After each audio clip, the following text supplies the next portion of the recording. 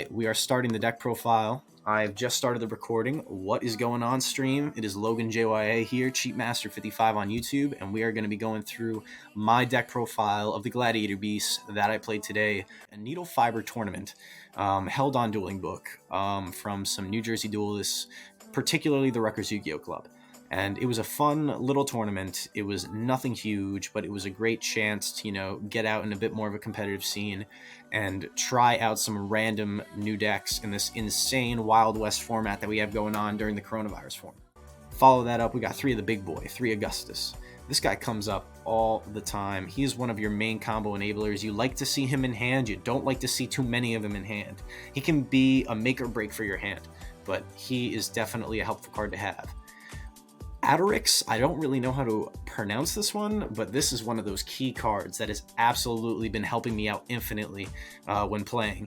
I was originally not playing this card, and I was playing one of the other big boys. The name is Vesperus. It's, I think, a level 7, and it's the one that's used to hard make Dominatanus. I can't pronounce any of these names, by the way. Spoiler alert, I can't say any of these names except for Ondal and Test Tiger. That's all I can really pronounce, and Bestiarg.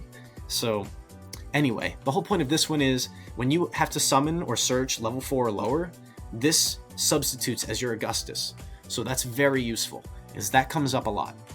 And that's one of the intricacies that takes a lot of practice when you're playing this deck, and that you're going to have to get used to, is knowing when you can summon certain levels and when you can summon certain types. Because you don't want to be cheating, and you also want to be sure that you're making legal plays. I think those are one and the same thing. But you want to make sure your plays are legal. You got to be knowledgeable of what you're summoning and what cards let you summon what. Anyway, we're only playing one Bestiar. It's a shame. This card was at 1 for the longest time, and people were begging for it to come off to multiples, but we're only playing 1 right now. It's because we have a lot of cards that sub as it. We have a lot of ways to search it straight out of the deck. There's no reason to play any more than that. And we also have an alternate route into Gizaris, which is insane. But it's still a great card. You got to play at least 1. I'm also main decking Wondarius. This card comes up a lot. Recursion from Grave. If you got your Augustus in Grave, you're bringing that boy right back out. This one is the best by far. A quest lets you add back Comeback. Comeback is not once per turn. This card is insane. If you have a way of summoning Augustus, or 2 Augustus, even better, and you have a Proving Ground in hand, or you have this in hand, you are going to be getting your Comeback back, and you're going to be able to resolve your Tamer twice, which means it's even easier to set up Infinite Gate combo, or it's even easier for you to get an extra Dominatarus or an extra, what's this guy called? Heraclinos on the field. So it's just awesome. It's awesome. Now moving on from that, we're playing the Triple Rescue Rabbit. You know we gotta be playing the Triple Rescue Rabbit. The vanilla variant of this build is the best. There's no ifs, ands, or buts about it. Having access to cards like Rescue Rabbit and Unexpected Die is unparalleled in quality. It's extremely good. It generates you stupid amount of advantage. However, my heart drops every time I summon this card because I'm so scared I'm getting ashed. I always think I'm going to get hit with that hand trap at this pivotal point in the start of the play. Now, however, there are hands that enable you to play around an Ash on the Rescue Rabbit, or let you play around not even using your normal summon and holding off on the Rescue Rabbit. But they are requiring upwards of 3 cards. So, take what you can get. Leave the rest at the door. Moving on from the Rescue Rabbit, though, we got Triple Test Tiger. And I was always hesitant at putting this card at 3, but it's exclusively an extender. You're not doing it for its effect. You're doing it to make the Test Panther, which is the superior card. So he just special summons from hand. It's a free body, and sometimes it does come up. Once today in the tournament did it come up that I had to tribute him, shuffle back, and then special summon from deck. So it can come up, but seldom does it ever.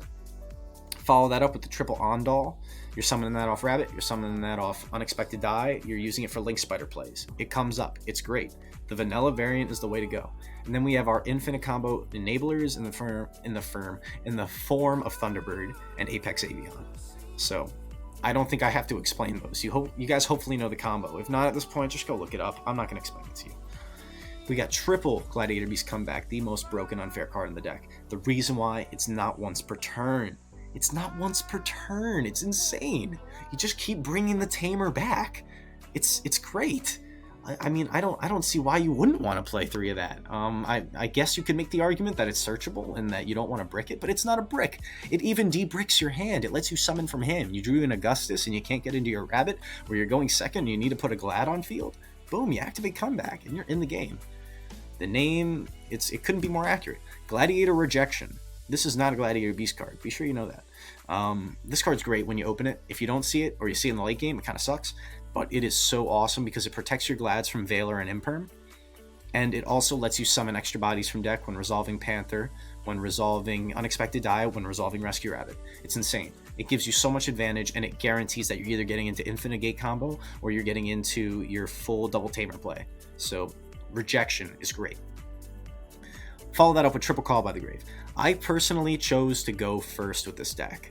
Now I know that Gladiator Beasts, objectively speaking, are a good going second deck, but in this current format, I was way too afraid of going second into Hefty Back Row or second into Mystic Mine, things like that, when I know that my deck has the capability to set up a combo that A, has infinite negates, or has upward of 6 negates. I think that there's absolutely no reason to not go first.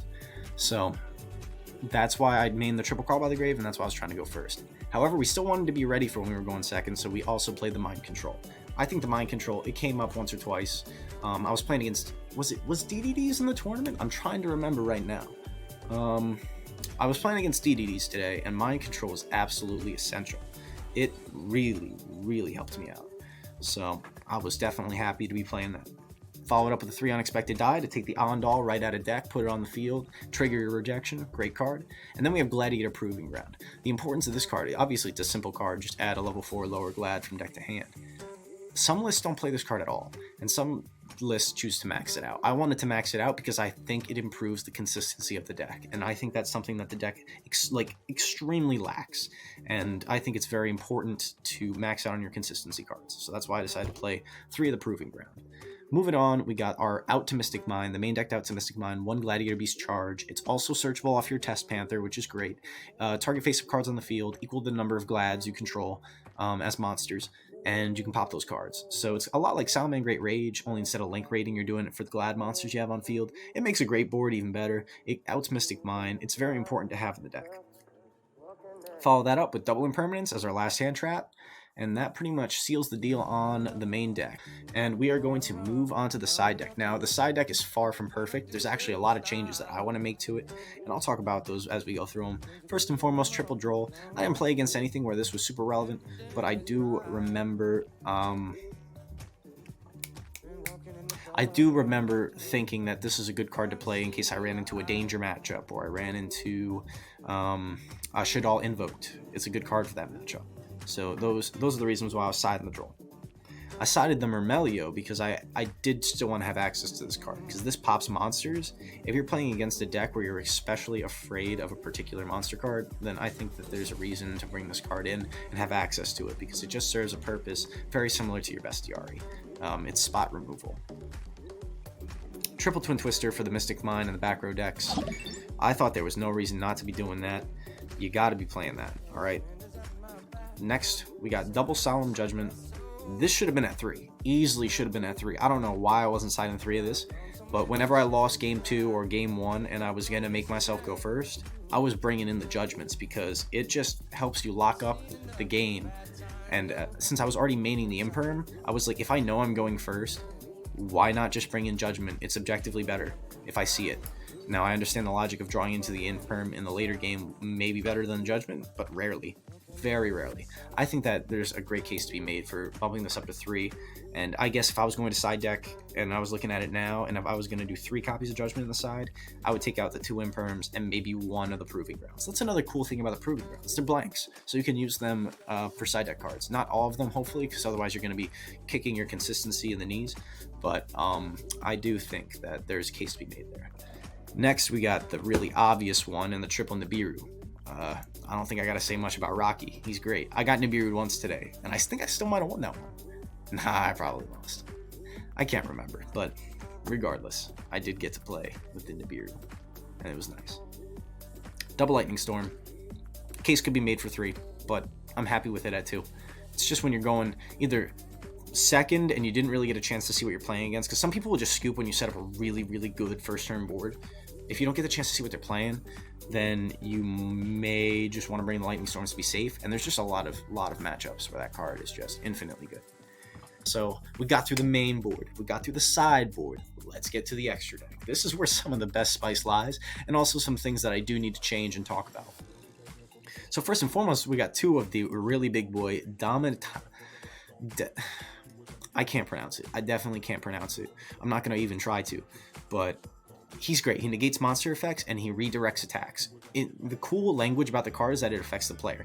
It says you get to choose your opponent's attack targets. So if this card's effect, say you're under Mystic Mind, you still get to choose your opponent's attack, like who they get to attack, because it affects the player. And it's not an activating effect. It's pretty cool. It's a cool interaction. How relevant is it? Not really, but it's cool. One Gizaris. This is what I want to talk about, because there was a few times today where I was like, damn, I really wish I had that second Gizaris. Because sometimes you're using him as a combo piece to go into your Infinigate combo, and that combo is great, and you almost never want to pass it up when you have the opportunity to get into it, especially a really safe version of it. But sometimes it'll take your Gizaris, and you want to hold that guy for later in the game too. He is your main source of removal, popping 2 cards on your opponent's side of the field just like that. And if you're doing that before battle phase, oh my goodness. Dude, you get to summon 2 Glads after battle phase. That's insane. I won off this card alone when I was playing against, what matchup was it? It was game 3, round 2. What was I playing against? Oh man, I gotta remember, man. But regardless, it was awesome. If anyone who was watching on stream can remind me what I played against round 2, I don't know why it's escaping me right now, but I do remember resolving Gizaris, and it was absolutely insane. It was so great. I felt bad for my opponent because he bricked pretty hard. That's why I'm having trouble remembering. There was some rough brickage there in one of the later games, but Gizaris just locked that up. Anyway, moving on, we got one Heraclinos. Sometimes you will summon him for his effect as a negate, but a lot of the time he will also be another combo piece climbing into Infinigate to make your Union Carrier. We got the Double Tamer. This is what I'm talking about. This is the card that brings out all of these fusions for absolutely free, which is insane. And it's not once per turn, and you can recur it from grave with Comeback. So here's something that some people don't realize. Contact fusing is the summoning condition for summoning a Gladiator Beast fusion monster. If you summon it that way, it was properly summoned, which means you can summon it back from the graveyard. In doing so, since this card's not once per turn, you can just go boom, boom, boom, keep doing it. Now, of course, it is once per turn while it's face up on the field, but it's a soft once per turn, which means you can do it multiple times in the turn if you are reoccurring the card or you're summoning a new copy. So, insane card, absolutely insane. I love it. But there's no reason to play 3. It'll never come up. You're going to be pulling it out of the graveyard plenty of times, so there's no reason to play more. Moving on, we got the Appaloosa. This comes up. It's another way of establishing a really strong board. Maybe if you're not going for Infinigate, you can go for Appaloosa. Comes up. Boral Sword came up today. Definitely glad I was playing it. It is a very, very strong... I don't need to explain Boral Sword. You guys know what it is. Samorg for Infinigate combo. Special out Apex Avion. Nightmare Unicorn, obvious reason. Spot removal. Nightmare Phoenix, obvious reason. Spot removal of back row. I don't think I summoned either one of those at all today, but they're good to have. Follow that up with 2 Test Panther. This is your main enabler. I'm trying to think if I really need to explain this. If you have any familiarity with the deck, you know that this is what starts it for you. But he searches a Gladiator Beast spell and trap at the start, and then he shuffles in a face-up Glad into the deck to bring out another from deck, which triggers their effects.